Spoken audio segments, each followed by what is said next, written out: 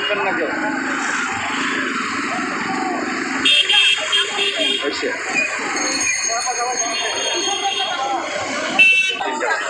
মাথা কাটবেন, পিছনে আছে।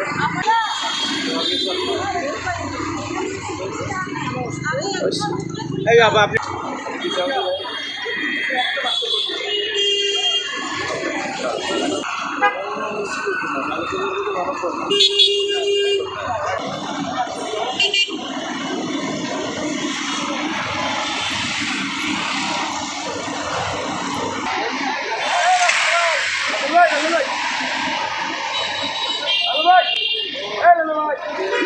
হ্যাঁ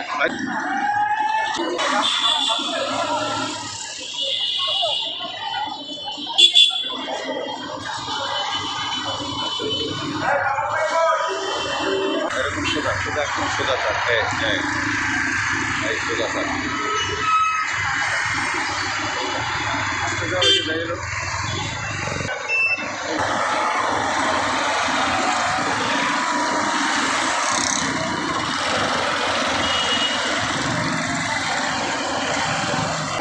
না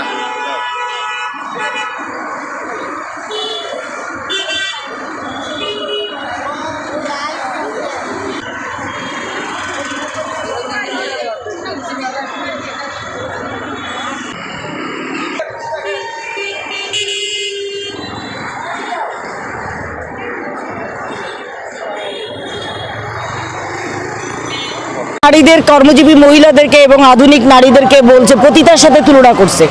আমরা কন্যা জায়া জননী, তারা কি কখনো এই ধরনের উক্তি সহ্য করতে পারে? নারী হচ্ছে মা, নারী হচ্ছে কন্যা, নারী হচ্ছে তার স্ত্রী, এবং নারীর যে এই অবমাননাকর উক্তি যে তাদেরকে পতিতার সাথে তুলনা করা, এইটার তীব্র প্রতিবাদ জানাচ্ছি।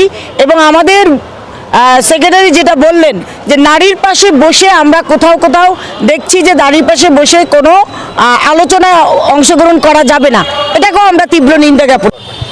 আমরা আজকে প্রোগ্রাম করতে চাচ্ছি যে এই স্বাধীনতার আজকে 54-55 বছর অতিবাহিত হয়ে গেল, এখনো আমাদের এই মানে যে যে নীতি আমাদের মহিলা পরিষদ, যে আমাদের যে লক্ষ্য যে একটি অসাম্প্রদায়িক গণতান্ত্রিক নারী পুরুষের সমতাপূর্ণ একটা মানবিক একটা যুক্তিবাদী সমাজ প্রতিষ্ঠা করা, সেখানে আমরা কি দেখতে পাচ্ছি যে এখানে এখন নানাভাবে এই সংখ্যালঘু সম্প্রদায়ের উপর এই সন্ত্রাস চলছে, নানাভাবে কটূক্তি দিয়ে, যে নারীর ইস্যুতে নানান রকম অগ্রহণযোগ্য বক্তব্য এবং নারী ইস্যুতে নারীর প্রতি অপমানজনক মানে অমর্যাদাকর কথাবার্তা, এর জন্য এই প্রতিবাদেই আমরা আজকে এখানে দাঁড়িয়েছি।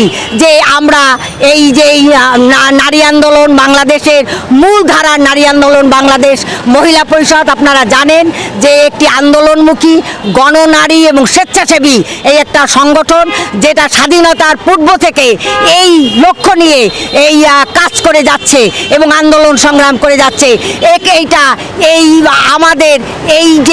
আমাদের দেশের এই যে অবস্থা, আপনারা জানেন যে রাজনীতির ক্ষেত্রেও